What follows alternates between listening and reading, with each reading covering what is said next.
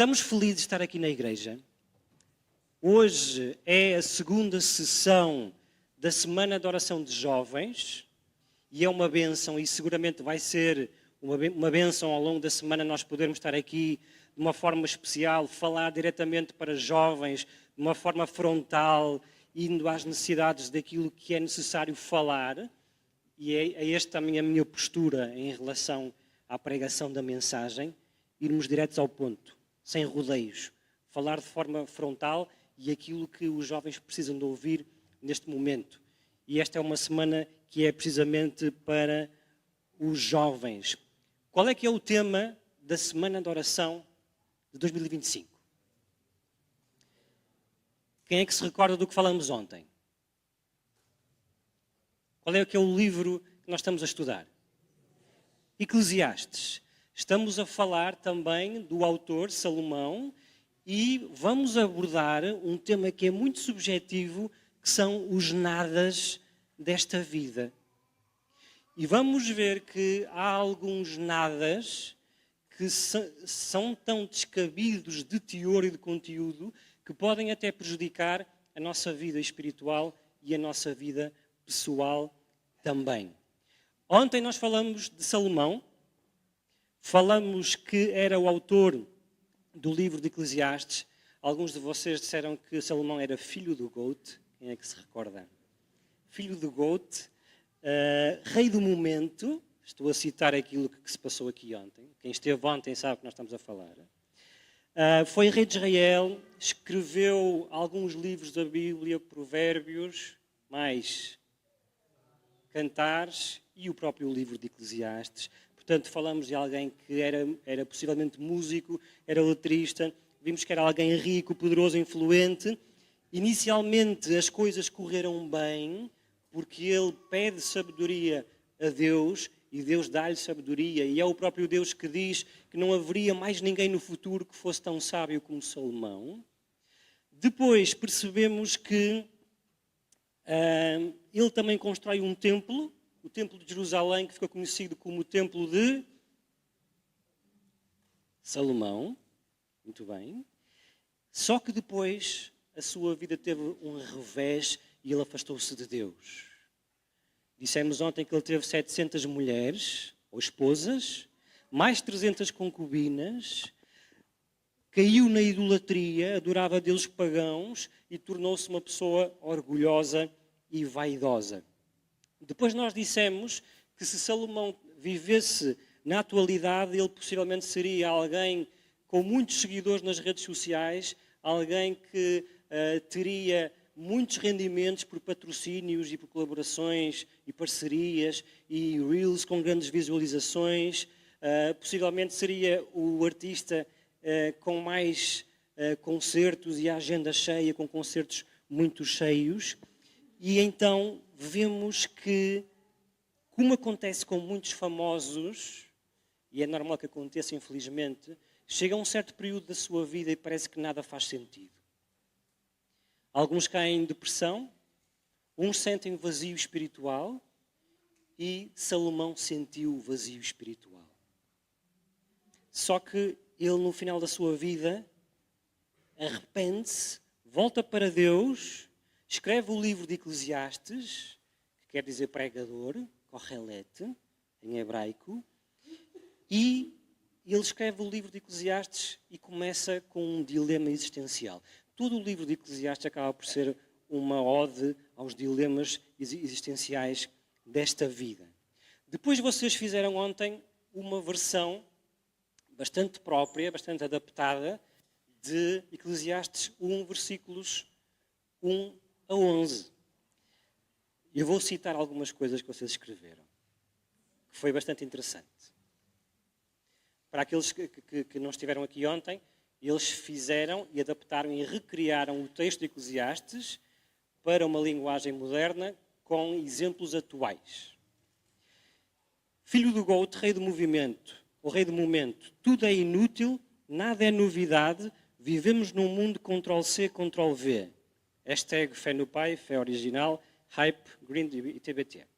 Só para citar.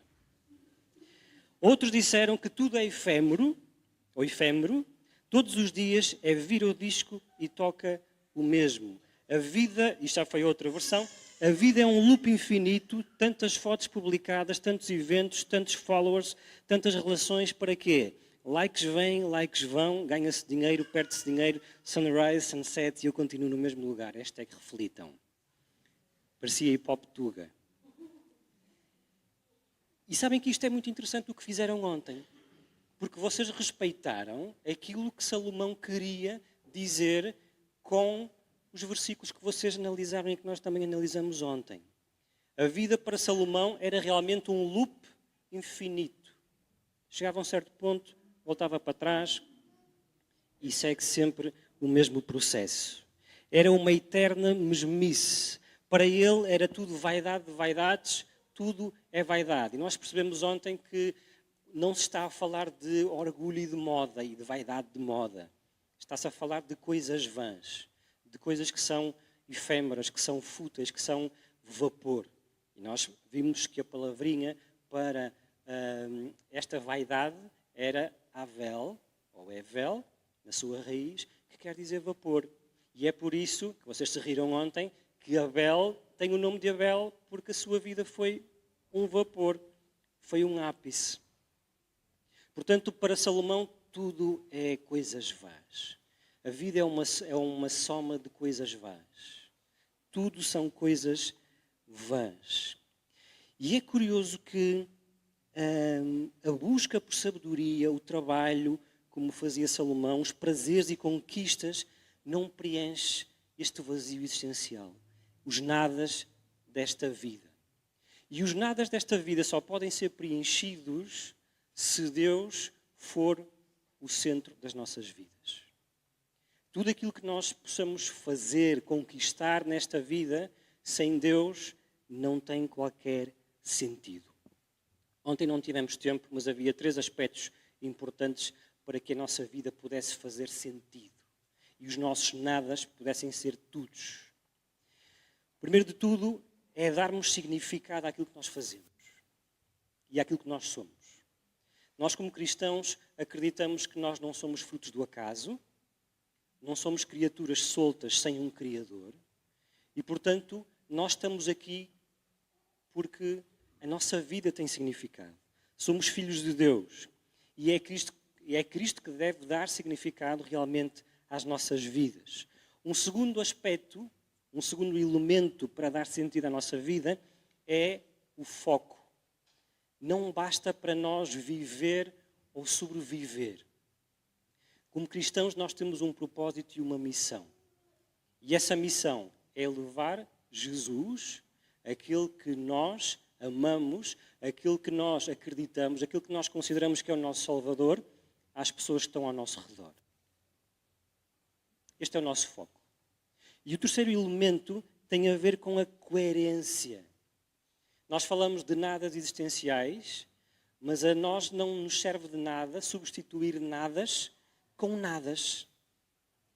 Nós devemos preencher os nadas e os vazios da nossa vida naquele que deve ser tudo para nós, que é Jesus.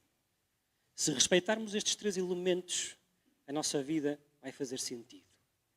Com conquistas, sem conquistas, com desafios, com problemas, com vitórias, tudo vai fazer sentido, porque sabemos quem somos, o que estamos aqui a fazer e de quem somos. Somos de Cristo. Esta manhã, de forma resumida, nós vamos falar de nada relevante.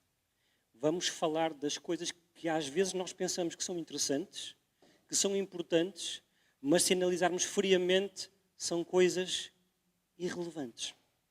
E vamos também perceber e vamos aprender a viver de forma também relevante para que a nossa vida tenha impacto na vida das pessoas que estão à nossa volta. Então, convido a todos que possamos abrir as nossas Bíblias em Eclesiastes, no capítulo 1, a partir dos versículos 12. Depois em casa, se quiserem, podem ler até ao capítulo 2, versículo 26. Mas vamos ler do versículo 12 ao versículo 17, porque aí temos basicamente o cerne daquilo que nós vamos falar esta manhã. O versículo 12 diz o seguinte, eu vou usar a versão, o livro, que já é uma versão mais dinâmica, mais explicada para o leitor. Eu, o pregador, fui rei de Israel, vivendo em Jerusalém. Versículo 13, apliquei o coração a procurar entender todas as coisas e a fazer uso do saber para explorar tudo o que é realizado debaixo dos céus. E é interessante aquilo que ele diz a seguir, que o fardo pesado Deus colocou sobre os homens e que eles têm de suportar. Depois, no versículo 14, ele diz, descobri que a sorte do ser humano, aquilo que ele faz debaixo do sol, é tudo ilusão. É como andar a correr atrás do vento. E no versículo 17 ele diz, esforcei-me muitíssimo para ser sábio e não ignorante, e no entanto dou-me agora conta de que também isso foi como correr atrás do vento. É interessante esta expressão que Salomão usa, que é bastante gráfica e é uma imagem até que nos pode dar alguma frustração, que é correr atrás do vento. Alguém já correu atrás do vento? Conseguiu apanhar o vento? Isto é o mesmo que eu perguntar se alguém já conseguiu apanhar a sua própria sombra. Quem é que já conseguiu apanhar a sua própria sombra? Ninguém. E eu não cheguei a perguntar se alguém já conseguiu chegar com o nariz ou a boca ao cotovelo. Estou à espera a ver se alguém vai... Tinha de ser o Enoque. Tinha de ser o Enoque a tentar chegar com o nariz ao cotovelo. Isto é frustrante porque é impossível. Nós não conseguimos fazer certas coisas e nem vale a pena, às vezes, tentar perceber certas coisas. E sabem que Salomão, nestes 4 versículos, do versículo 13 ao versículo 17, ele diz-nos, ou fala-nos sobre 3 aspectos da vida que nós não podemos controlar, que acabam por ser superficiais, porque nós não podemos controlá-las. A primeira, no versículo 13, percebemos e podemos deduzir que ele fala sobre a insignificância da vida. E isto é algo que nós às vezes devemos pensar mais sobre estas questões, porque a vida é frágil. Nós pensamos que a vida é algo garantido, podemos pensar que a vida é nossa e como jovens às vezes nós cometemos esta, não digo que é um erro, mas faz parte do nosso crescimento, porque nós pensamos que somos eternos. Quando somos jovens, pensamos que tudo está bem, porque temos energia, temos força, que vamos ser sempre assim. Depois, quando chegamos aos 30, 35, 40, começamos a pensar na reforma, começamos a pensar em seguros de saúde, começamos a pensar, será que tenho que marcar um médico só para fazer uma rotina da minha saúde?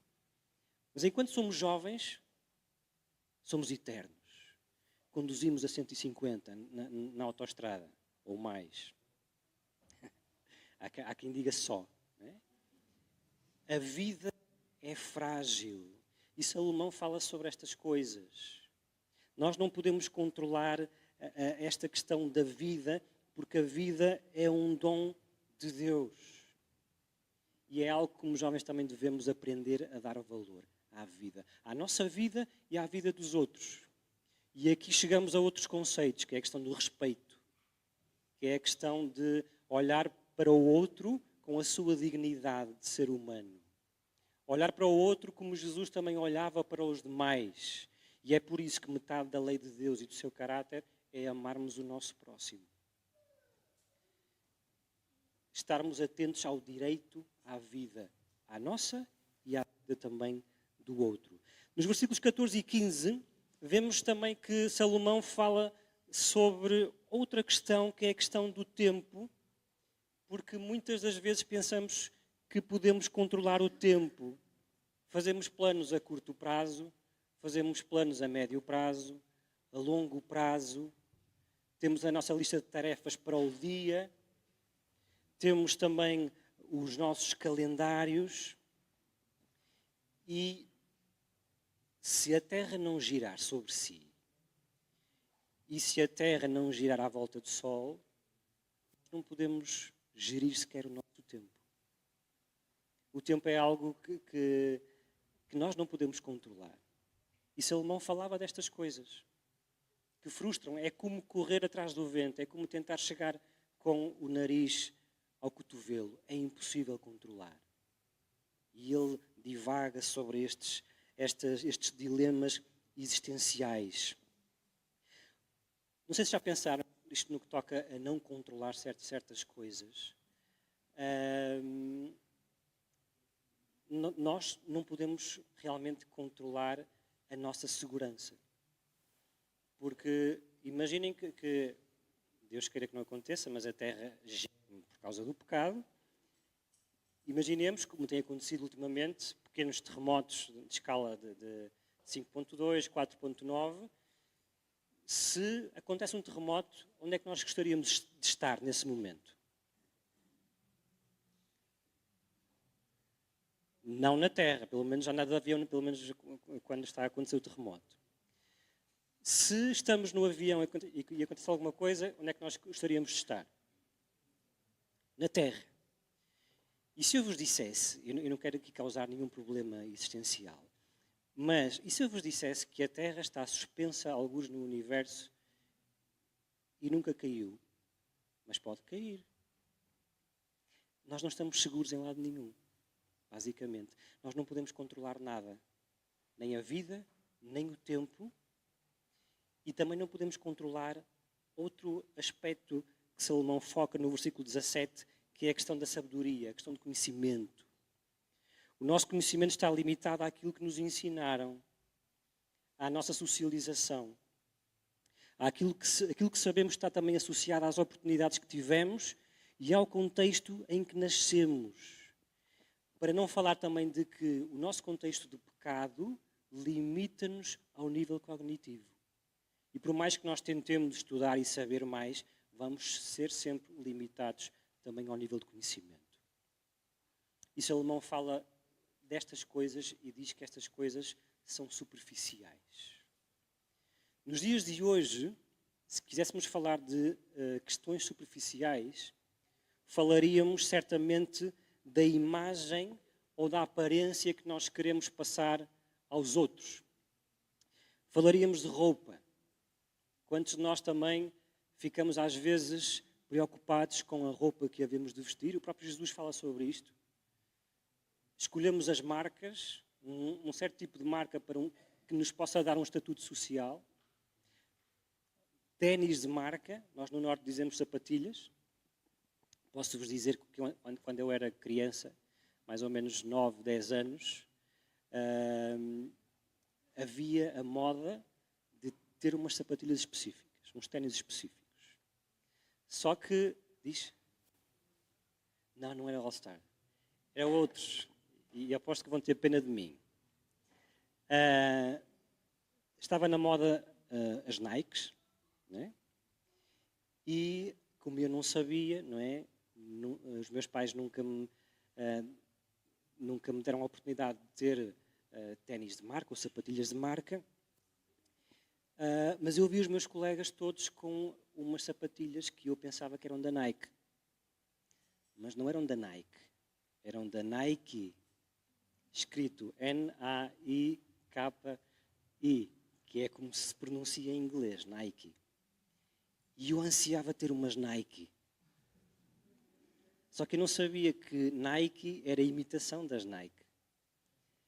Para vermos que às vezes há pressões, e nós vamos atrás das pressões. Alguns vão de forma ignorante, como eu ia, não é? Mas existe uma ansiedade por questões superficiais e muitos de nós estamos a pensar sempre em questões da nossa aparência, da nossa imagem. É importante nós termos elegância, nós parecermos bem. Um cristão deve vestir-se bem, deve ser elegante, mas esse não deve ser o nosso foco. Não devemos estar preocupados somente com a nossa aparência, com sapatilhas, com roupa, com telemóveis. Não é? Nas redes sociais também, às vezes, aparentamos um estilo de vida que nos custa até manter esse nível nas redes sociais. Estamos habituados a ter que colocar fotografias felizes. Não sei se alguém já colocou uma fotografia a chorar. Há quem faça, e faça, grave vídeos enquanto estão a chorar. Pequenos almoços saudáveis, viagens de luxo. E é isto que a sociedade pede que nós façamos. E nós jovens também vamos e somos pressionados e fazemos as mesmas coisas. E queremos ser influencers. E sabem que estas coisas acabam por gastar. Nós queremos ser iguais aos outros. Mas estas coisas acabam por ser irrelevantes. Porque perdem ou não têm sentido e não têm propósito. Sabem que há quem defina, ou pelo menos diga o que se espera de um influencer. E alguém escreveu que um influencer, ou para nos tornarmos influencer, temos que apelar aos aspectos mais supérfluos da cultura moderna, estimular as emoções mais baixas das pessoas, temos de vender sensualidade, temos que estar atentos às últimas tendências, aquilo que nós conhecemos como trends, não é? Temos também que assumir uma posição radical num assunto controverso qualquer. Isto fará com que nós tenhamos seguidores, sejam eles haters ou fãs, dá igual se são haters ou fãs, desde que tenhamos arcabouço para ler os comentários mais negativos. As mulheres, não precisas de ser sensual, mas todos vendem sensualidade de um modo ou do outro. As mulheres belas vestem-se a rigor e exibem alguns traços do seu próprio corpo.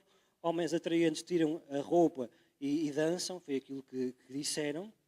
Portanto, isto é aquilo que se espera de um influencer. Mas nós vamos ver agora como é que poderá ser um verdadeiro influencer. Um influencer verdadeiro deve ser uma pessoa normal, uma pessoa comum. Muitos de nós às vezes pensamos que para ser uma pessoa que se destaca na vida, tem de ser uma pessoa extravagante, tem que ser diferente, não diferenciada. São coisas distintas. Nós devemos ser diferenciados. Mas ser diferente somente para nos destacarmos, podemos cair às vezes no ridículo. E então, para ser relevante, é preciso ter valores e partilhá-los, mesmo sendo nós pessoas normais. Quando queremos ser mais do que aquilo que somos, acabamos por desvirtuar um pouco também da nossa essência. Um segundo aspecto, para sermos um verdadeiro influencer, temos que ter impacto sobre a vida dos outros. Seremos verdadeiros influencers se conseguirmos ter impacto positivo na vida das pessoas e se as nossas ações mudarem a vida das pessoas para melhores. Se fizermos isto, estamos a ser influenciadores, verdadeiros influenciadores. Um terceiro ponto e último tem a ver que uma ação relevante, ela é duradoura. Ela não vai ser efêmera. E qualquer ação de bondade fica na memória das pessoas. Conseguem encaixar algum influencer que tenha sido um verdadeiro influencer? Alguém que tivesse sido uma pessoa normal, que seja diferenciada, alguém que tenha tido impacto na vida dos outros e alguém que fez alguma coisa que permaneceu no tempo e que foi positiva para muitas pessoas. Jesus. Jesus foi um verdadeiro influencer. Jesus não foi um influencer como a sociedade está habituada, de exibição, de autoproclamação, de ostentação, mas Jesus foi uma pessoa que, apesar de divina, deixou tudo de lado e foi uma pessoa normal. Mas uma pessoa normal que tinha valores, que tinha princípios e que passava esses princípios às pessoas que estavam ao seu redor. E por isso mesmo impactava a vida dos outros. E aquilo que ele fez permaneceu no tempo. À parte dos milagres que Jesus fez pelos outros, ele também morreu por cada um de nós.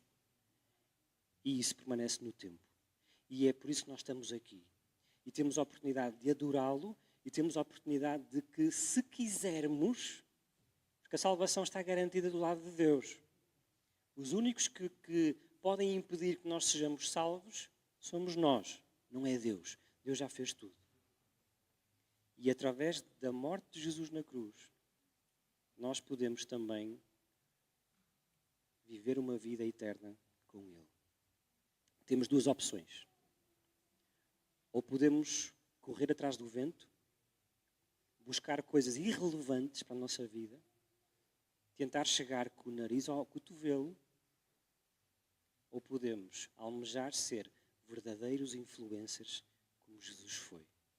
E poder espalhar o amor dele, o amor da salvação, o amor do Evangelho a todas as pessoas que estão à nossa volta. Eu tenho um desafio para cada um de vocês. Não é para cada um de vocês, é mais nós como um grupo.